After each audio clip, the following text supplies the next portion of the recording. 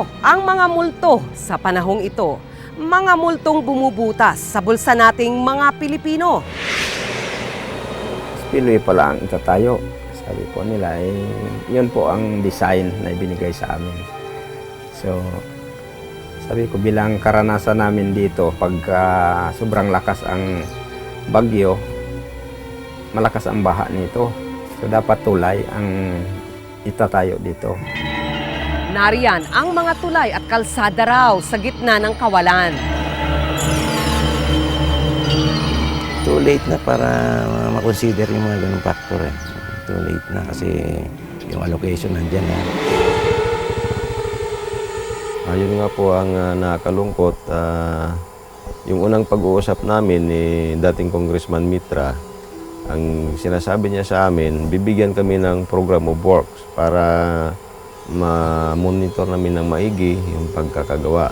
Pero natapos na lang ang project. Hanggang sa ngayon, walang dumating na program of work. There are 100 classrooms na pinagawa. I used to be a congressman. I'm not an engineer. I'm not with the DPWH. So hindi ko nabantayan lahat yan. Basta na lang sinabi nila, tigto 20 million po ang mga kalsada, tigto 20 million po ang mga tulay. Tapos, nung ginawa na nila, kuno, yung mga proyekto, sasabihin ng DPWH, tapos na. Project finished. Paano nangyari yun? Paano mangyayari yun kung hindi mo naman alam kung saan ginamit yung budget o kung nagamit ba ng tama? Ating siyasatin kung sino ang nasa likod ng mga multong ito na dapat managot. Magandang gabi. Ako po si Malu Mangahas at ito ang Investigative Documentaries.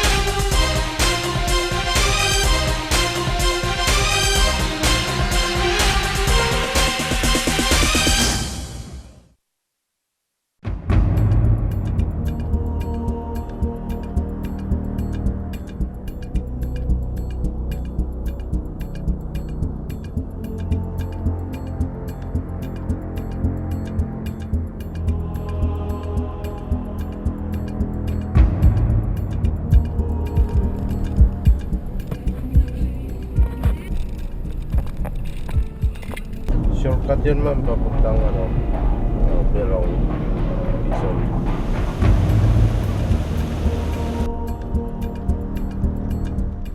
Sa Napsan ma'am, yung papuntang Quezon.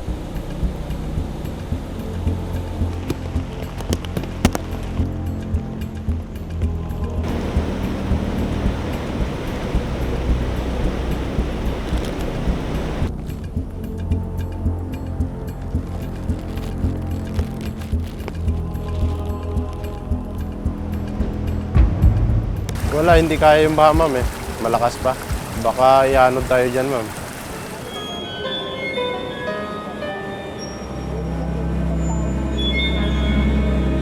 Mahirap ang biyahe papunta sa bayan ng Quezon sa Palawan. Mula sa Puerto Princesa City, 3 hanggang 4 na oras ang biyahe. Malakas yung nag-overflow yung ilog. Hindi na siya passable sa lahat ng uri ng sasakyan. Tuwing umuulan, ganyan po ang itsura niyan. Tuwing may bagyo, ganyan yung nagiging kahinat na nung barangay namin. So, hindi siya nakakatulong. Actually, parang kalbaryo pa sa amin. Ang aming sadya, isang tulay sa Barangay Berong na proyekto ng Department of Public Works and Highways o DPWH noong 2008. Mga alas 2 na ma'am, ngayon. Mga alas 4 siguro tayo makakatawid. Dahil sa ganitong kalakaran, once a day lang mayroong mga biyaheng namamasahe dito sa amin. So, ganun kami ka-affected talaga. Bukod sa amin, naghihintay rin sa paghupa ng baha ang ilang biyahero at residente. Lahat ng aming mga produkto dito sa barangay namin, hindi na ilalabas. So, itong barangay naman namin nasa mababang level lang Kaya Ibig sabihin, may mga produkto nga kami galing sa dagat o galing man sa bundok, nasisira kapag ganitong sitwasyon kasi wala na ring tatawid eh. At the beginning, meron kaming mga priority listing. Yung priority listing na yan, siyempre sinasangguni rin namin sa mga national authorities. Halimbawa, nag-request kami ng priority project si Congressman Mitra before. So alam niya yung aming mga problema sa national, particularly sa national roads. Hindi na namin isinugal ang pagdaan sa spillway. Nagbago kami ng ruta. Mahirapan yun, ma'am. Lalo na sa pagkawid sa sa tulay na katulad ng spillway na mababa.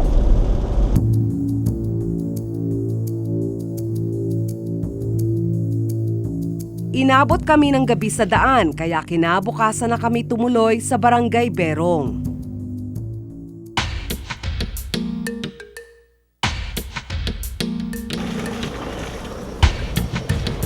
Ang hinahanap naming tulay ay isa palang spillway at ito ang tinatawag nilang Liabungan Bridge. Ang spillway, totally, kung wala lang baha, kung walang bagyo, okay na ito sa mamamayan ng Berong. Pero pag bumabagyo, mga 3 hanggang 4 na araw na hindi madaanan tong spillway sa lalim ng impact ng baha. Mabuti na lang mayroong hanging bridge, kundi yung spillway, kapag tumagal ng mga 1 linggong baha, yan din ang tagal na hindi makakadaan ang tao, lalo pa ang sasakyan. Isa ang Liabungan Bridge sa mga proyektong pinondohan noong 2008 mula sa Malampaya Fund. Ang Malampaya ay isang proyekto ng gobyerno na kumukuha ng natural gas mula sa Palawan. Bahagi ng kita mula rito na pupunta sa lokal na pamahalaan ng probinsya. 20 milyong piso ang inilaang pondo para sa Liabungan Bridge noong 2008. Kwento ni Kapitan Victorino na pinuno ng mga katutubong Tagbanwa, hindi pa siya nakaupo sa pwesto. Nakita na niya ang problema sa proyektong ito. Sabi ko, bilang karanasan namin dito, bilang mga lehitimong mamamayan ng Barangay Berong, kapag sobrang lakas ang bagyo, malakas ang baha nito. So dapat tulay ang itatayo dito. Tulay ang inaprobahang proyekto ng DPWH para sa 20 milyong piso. Pero ang ginawang proyekto, isang spillway. Yun nga sana ang aming gusto rin ipagawa noon. Kaya lang sa 20 million na pinag-aralan namin dito sa opisina na paano nga kasi 20 million sa 60 meters na bridge. Imposible ito. Kaya nag-design kami ng structure na magiging passable yung area. Ayon kay Dr. Francis Uy ng Philippine Institute of Civil Engineers, ang isang proyekto bago simulan ay dumadaan sa mabusising pagpaplano at disenyo. Karamihan naman yan ay hindi naman komplikadong mga tulay. Kaya nararapat lang siguro na during planning stage, nalaman na yan kung magkakasya ba yung halaga na inilalaan nila. Too late na para makonsider yung mga ganung factor eh. Too late na kasi yung allocation nandyan na intended para sa project na yan. At any rate, na-serve naman lang yung purpose ng pera. Napagawa naman namin yung structure, naging passable naman dun yung Liabungan River. Ang kalidad ng istruktura, questionable pa. Yes, makita natin may problem in slope protection, bumigay na. And mukhang may problema dun sa structural integrity nung ating mga slope protection. Dahil sa ito po ay pagkaalam namin, ang construction na ito ay mula kay Congressman noon, Baha Mitra, kailangang province din ang magpapayos nito. Ayon sa mga DPWH engineer na nag-inspeksyon sa Liabungan Project, 100% complete na ito noong 2009. Pero hindi lumagda ang mga lokal na opisyal para tanggapin ito. Actually, yes, tapos na lahat yung project na yun eh. Completed na lahat. Pero sa ngayon, Wala pang mga acceptance yan. Sa investigasyon ng Commission on Audit, higit 80% lang ng Labungan Spillway ang tapos. Isa lang ang Labungan Project sa mahigit 100 proyektong pinondohan noong 2008 gamit ang mahigit kalahating bilyong piso mula sa Malampaya Fund.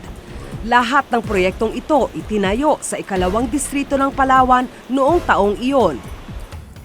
Siguro, alam naman ng DPWH, alam naman siguro ng congressman na ang laki ng pagkakaiba ng presyo ng spillway at saka ng bridge. Ang circumferential road ng Palawan sa likod ng mga bundok na ito ay kasama sa mga proyektong pinaglaanan ng pondo. Ang 5 kilometrong Aramay-1 Road section, 20 milyong piso rin ang halaga. Katulad yan, makikita natin yung grading pa lang ng gravel. No? Makikita na natin na talagang may problema. Siguro kailangan magkaroon ng masusing inspection o investigation para malaman talaga kung talaga bang pumasa yung quality nitong proyekto na ito. Delikado dumaan dito paggabi dahil sa bangin. Hindi rin makikita ang drainage sa tabi. Maaring either natabunan na yung drainage na sinasabi natin or hindi talaga maganda yung pagkakadesenyo. Baka kailangan din dyan ng safety katulad nung guardrail dahil may bangin tayo nakikita. Dapat nilalagay sa ganitong mga lokasyon sa daan para protection sa mga gumagamit nito. 2 oras mula rito, matatagpuan ang isang proyekto ng road section sa Quezon at Punta Baja. 2 kilometro lang ang haba nito pero ang presyo tumataginting na 20 milyong piso rin. Pero ang kalsada parang higanteng sungkaan ang itsura, maraming butas. Ibig sabihin, merong mga unsuitable na materials no, dun sa kalsada na or road project na ginawa. Ibig sabihin, hindi maganda yung quality ng soil under the road. Kaya nagkakaroon ng ganyang mga depekto.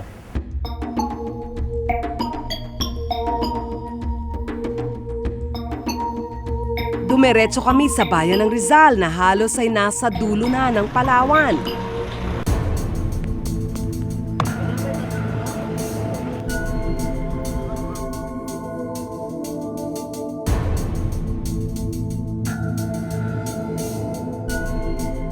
Ang ilang bahagi nito ay proyekto sa ilalim ng Malampaya Funds sa halagang 20 million pesos din.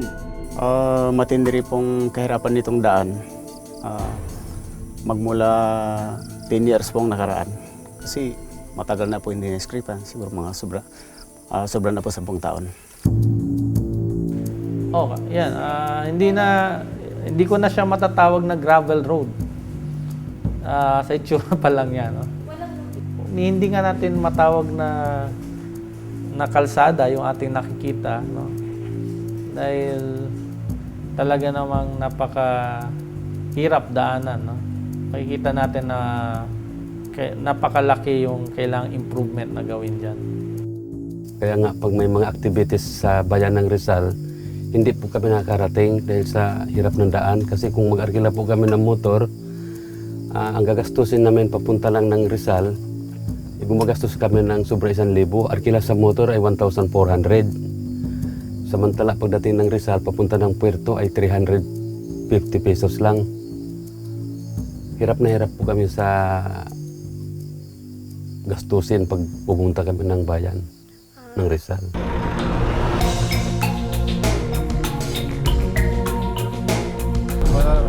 Makulok din yung kasi hirap mo dyan. Bundok mo, may mga akyatin, may kaharapan minsan yung daan. Inabutan kami ng ulan at dilim. Liblib ang lugar. Itong mga road projects sa mga rural areas o mga remote areas, talagang isang napakalaking challenge sa ating lipunan. Dahil nga nasa remote area, walang nagbabantay o mahirap bantayan. Kaya yung quality kasi, kailangan binabantayan yan as the project progress. 6 na kilometro ng road section ng Barangay Tagbita at Latud ang nabuhusan ng pondo na 20 million pesos.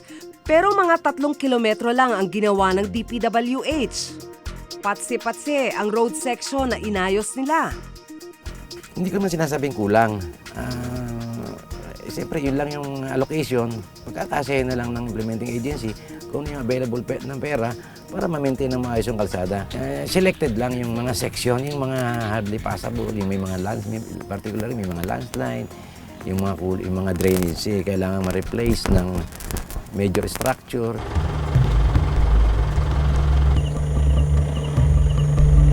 Pabalik sa National Highway. Dinaanan namin ang tinatawag na cross-country sa may Barangay Kulandanom at Panalingaan. Kabilang ito sa proyektong ginamitan ng Malampaya Fund noong 2008.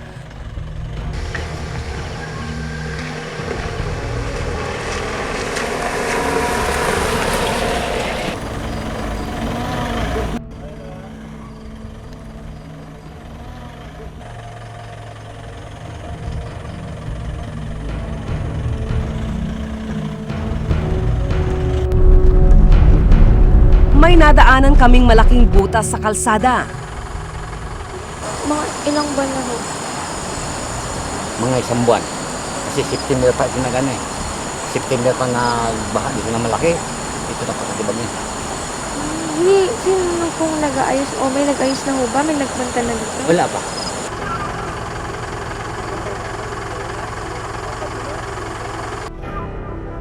Pero tuloy pa rin ang biyahe.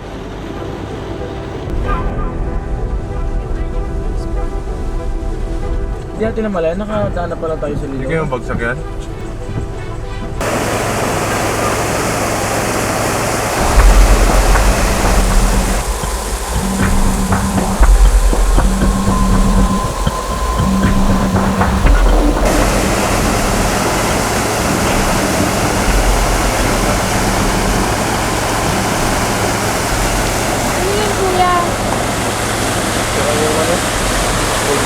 Baka babagsak na. Ay, talaga. Ewan ko lang kung paano baka babagsak na rin. Tapos sinidaan natin yung ito.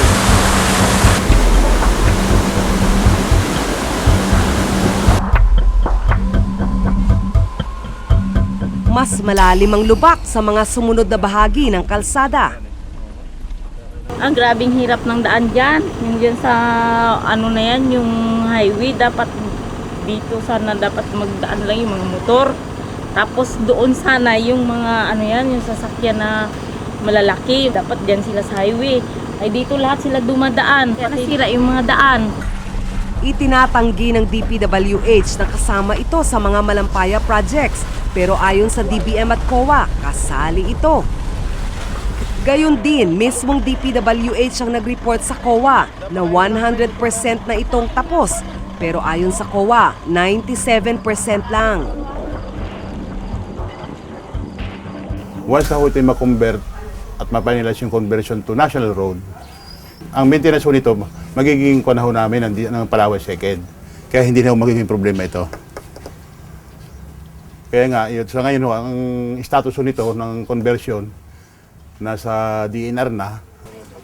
Kaya hopefully siguro ma'am, by 2013 sana magiging ma-convert na ito para naman yung lahat ng issues dito at pati yung mga tao dito, mga natibo, maibsan na yung kanilang paghihirap sa bapan dito. Gayon pa man, mabait pa rin ang COA sa lahat halos ng findings nito sa mga kalsada. Halos tungkol sa safety precautions ang comment ng kanilang audit team. Gamit natin yung mga mas progresibong kaparaanan na hindi lamang dadaanin sa tingin. dapat may pagsususing pag-aaral. Na pag nagbasa tayo ng isang report, makikita natin na talagang pinag-isipang mabuti at pinag-aralang mabuti.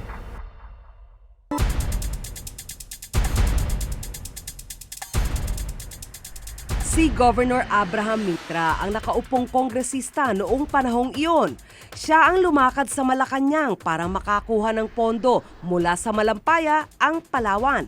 Siya rin ang nag-aproba ng project proposals ng DPWH. Pero sa kinahinatnan ng proyekto, ang DPWH daw ang responsable. I'm a legislator, no? Hindi ako executive, hindi ako implementer. It's the business of the executive to spend the money.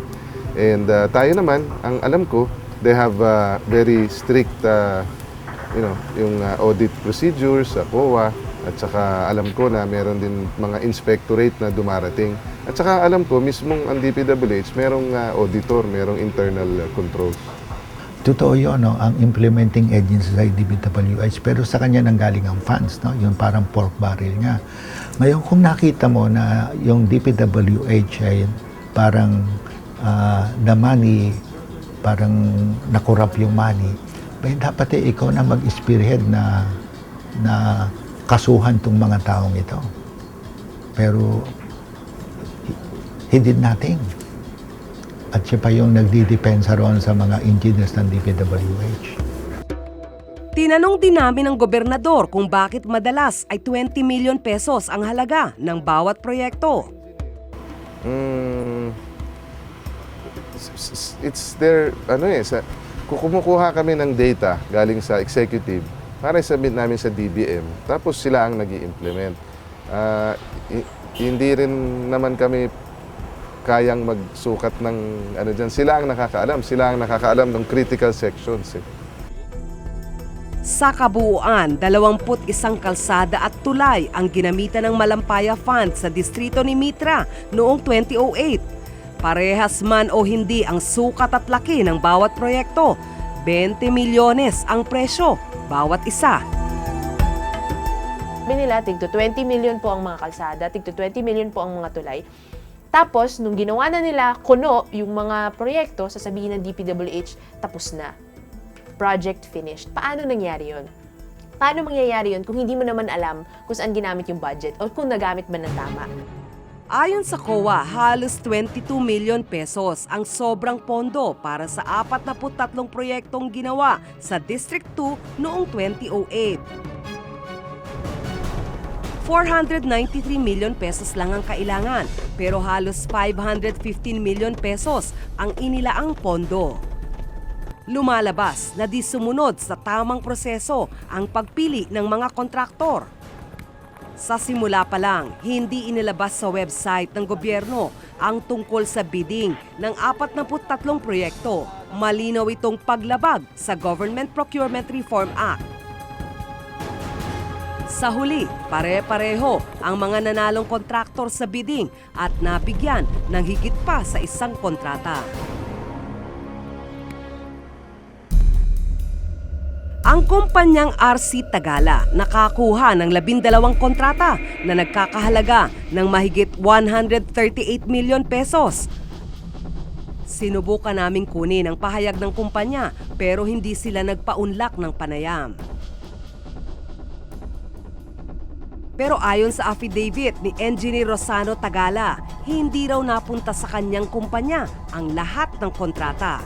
Ipinagamit lang daw niya sa ibang kontraktor ang pangalan ng RC Tagala, kapalit ng 3% komisyon sa halaga ng mga proyekto. Ayon sa kanyang affidavit, malapit kay Gobernador Mitra ang ilan sa mga kontraktor na ito.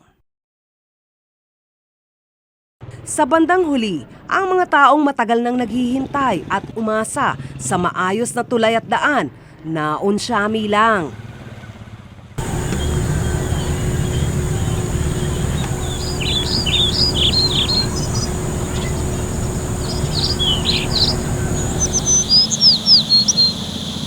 Ito po yung aming Ipilan National High School na kung saan ang building na ito ay proyekto ni dating Congressman Baha Mitra.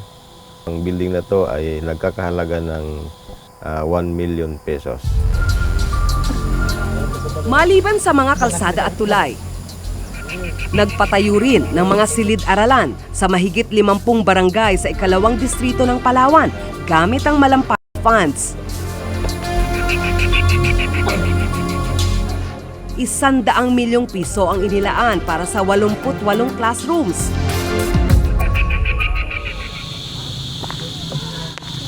Isa ang barangay Ipilan sa bayan ng Brooks Point sa mga pinatayuan ng silid-aralan. 2 ang itinayo rito, isa para sa elementarya at isa para sa high school. 1 milyong piso ang pondo kada isang classroom na may sukat na 7 meters by 9 meters, sapat para sa 40 estudyante. Kasi yung 1 million per classroom, included kasi dyan yung mga furnitures, chairs, blackboard, teacher's table, at meron niyang comfort room. Kasama na rin siyempre yung septic tank niyan, including painting, ceiling, complete accessories ng building. Nang matapos ang mga gusali noong 2009, napansin ng mga opisyal ng barangay na mababa ang kalidad ng mga ito. Pero kung mapapansin po ninyo, itong building na to ay may mga damage kaagad, tulad nitong railings, mahina ang pagkakagawa, no? Walang reinforcement. Yung left side ng kanyang railings ay totally tanggal na. At yung right side, nandyan pa rin naman yung tubo pero biyak na yung simento. At maliban dyan, bintana, ang problema ay ang kanyang frame, napakalambot. Madaling mahulog yung blade ng jalousie. At yung kanyang pintura, kung makikita natin ay kupas na. Kasalukuyan pa lang nilang yung unti-unting pinturahan ulit. Ang ilang bahagi ng bubungan ay halos nabubulok na.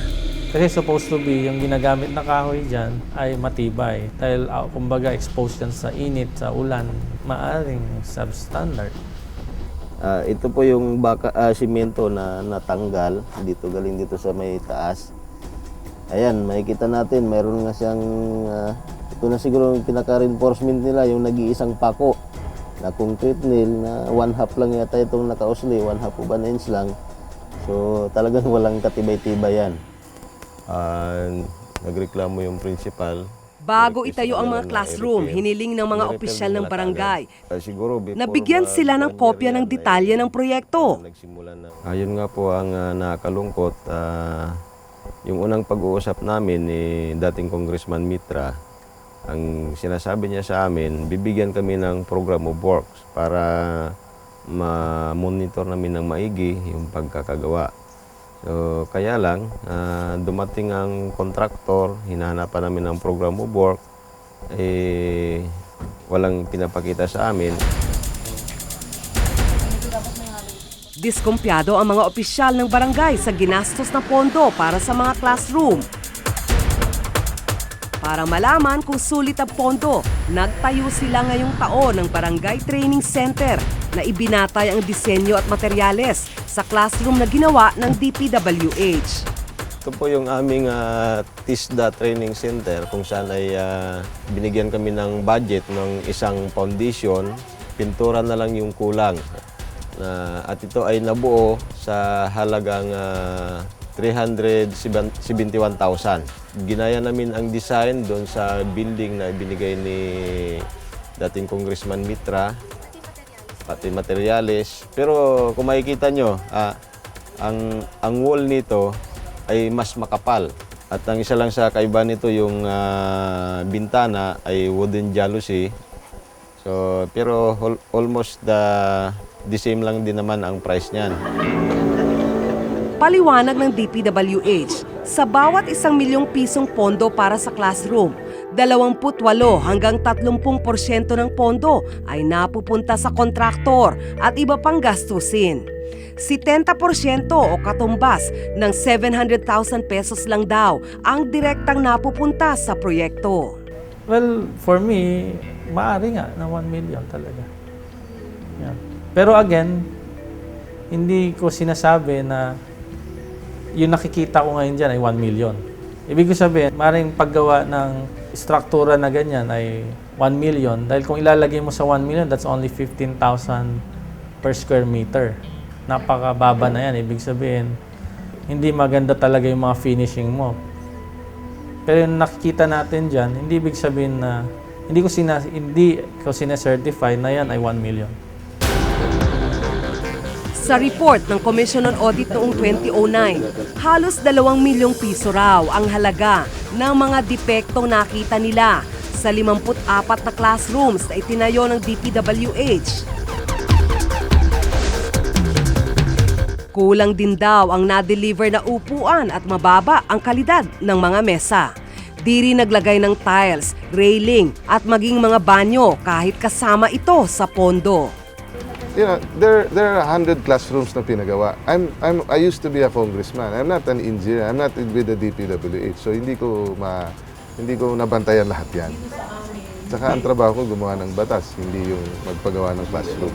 But sabi ko nga sa inyo, we have been transparent, inikot namin yung media sa lahat ng projects na 'yan.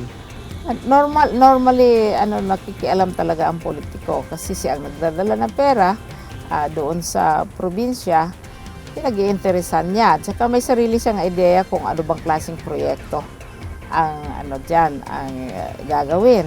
May ideya siya kung saan yun i-locate. May ideya siya kung gaanong presyo. Kasi kung halimbawa mag-fail yung project na yan, sa kanya naman din ang bagsak. Siya naman ang sisi.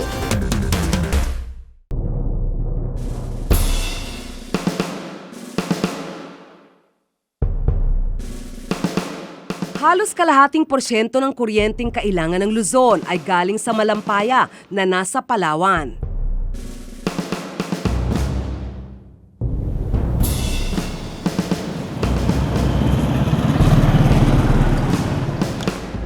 Sa halos 1 milyong populasyon ng Palawan, higit sa 50% ng mga bahay ay walang kuryente.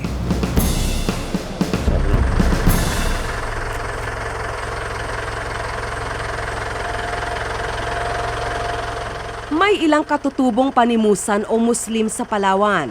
Kailangang bumili ng personal na solar panel para magkailaw. Yan po yung personal naming nabili na solar nung time na talagang siyempre nagtuturo yung asawa ko. Mahirap magawa ng lesson plan.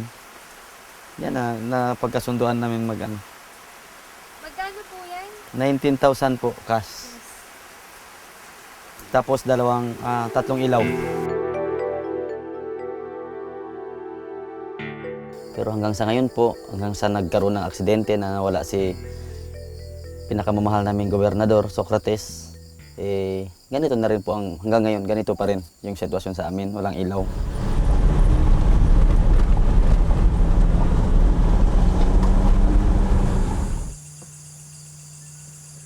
Sa barangay Tubtub naman sa bayan ng Brooks Point, handa ang mga katutubong Palawenyo na magbayad ng kuryente basta makabitan lang ng linya. Yung mga bahay po, pag nakikita nyo, talagang kala mo misto lang walang nakatira kasi walang liwanag.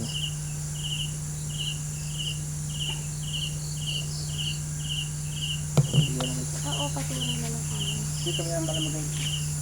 Maruyog ka.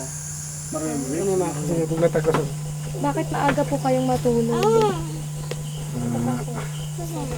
Wala na rin karana kasi sarungan kay surungan kay panawan kay di may kakay na kung limba na papagod na kami maski wala ng tali okay na lang kinukumot na lang yung palambo. Ang pamilya ni Menrito Abuang, isa sa 85% residente ng barangay na walang kuryente. Gusto sana namin may kuryente na kami para kung anong gawin namin sa gabi, magagawa namin. Ito po, mga butas ang bahay namin na dito kami nalulusot pag madilim na wala kaming ilaw. Kaya wala pa rin kami panahon, kaya hindi pa mapayos. Kasi marami kaming trabaho, kumisa makauwi kami gabi.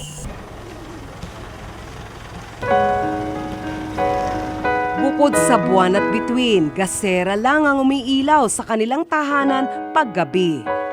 Halimbawa, makabili kami ng bigas, 100 ang tira namin. At tinitirahan pa yung panggas. Tinitirahan pa namin, maski 10 na lang, basta makabili lang kami ng gas. Nakikisaka at nagbebenta ng saging si Menrito para kumita. Handa raw siyang gumastos, magkakuryente lang. Makahanda. Siyempre, kailangan lang hindi mo handaan yan. Ilaw mo. Tapos ang ulob mo na maghanda yan. Kasi ilaw mo, ilaw mo na yan eh.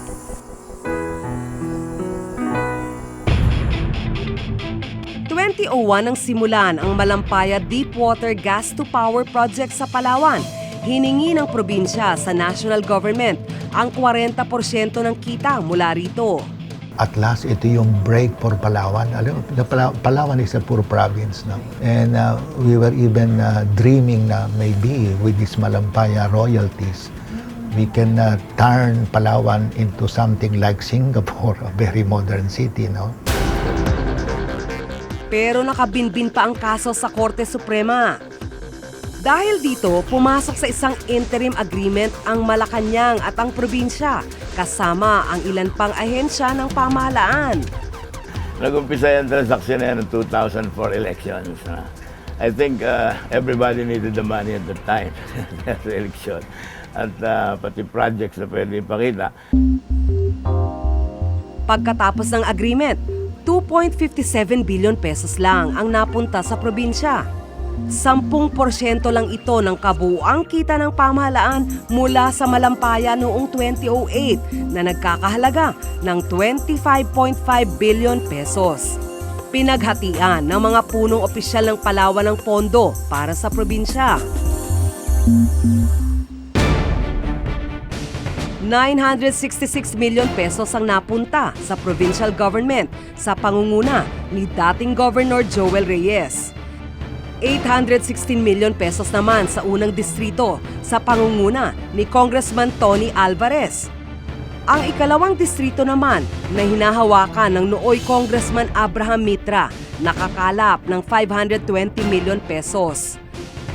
Si Mayor Edward Hagedor naman bilang namumuno sa Puerto Princesa nakatanggap ng 270 million pesos mula sa share ni Mitra. At dito sa interim agreement ay nabigyan hindi legal share kung hindi ang term na ginamit ay financial assistance, no, for Palawan na naging parang pork barrel. Wala raw nakakaalam kung anong nangyari sa iba pang pondo mula sa national government na dapat sana ay ibinigay sa Palawan. Nanindigan kasi ang Arroyo Administration na hindi naman sakop ng Palawan ang kinatirika ng Malampaya Project. Alam niyo, talagang we're at a loss eh. Talagang hindi namin malaman.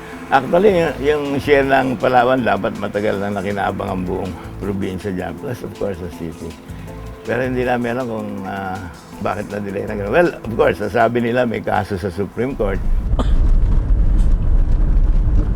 Ang pondo ng Malampaya ay para sana sa pagpapailaw ng Palawan at pagpapababa ng presyo ng kuryente rito. That is, kung ibibigay nila sa atin ang 40%, under the local government code, 40% should be given to the local government or the affected area. No? Ang problema, 20% lang ang binibigay at inihigpitan pa kami kung saan ilalagay. Kami lang gusto namin ilagay sana sa pagpapailaw, pagpapamura ng ilaw. Ang problema, hindi naman nila buo binibigay. Ipinalaan daw ni dating Pangulong Gloria Macapagal Arroyo sa infrastruktura ang perang natanggap ng probinsya.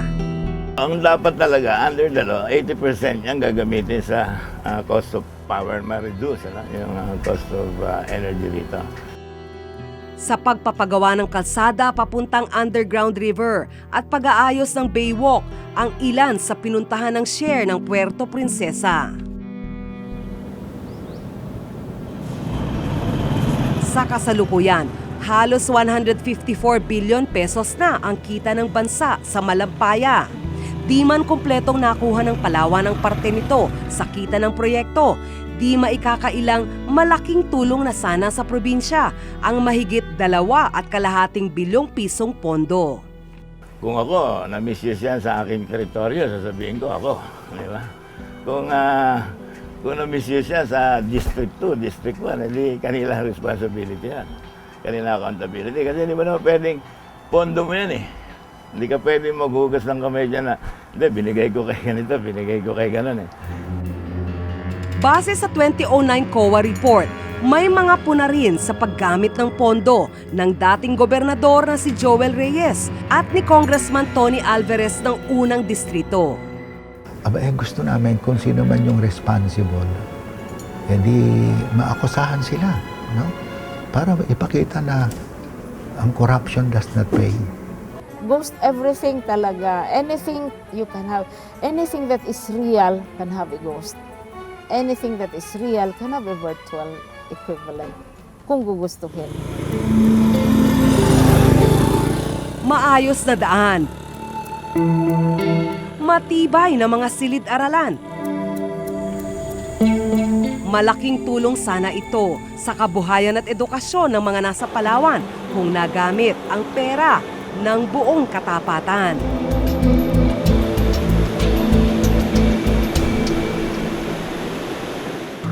Parang kanser na raw na talamak at kumakalat sa ating bansa ang katiwalian.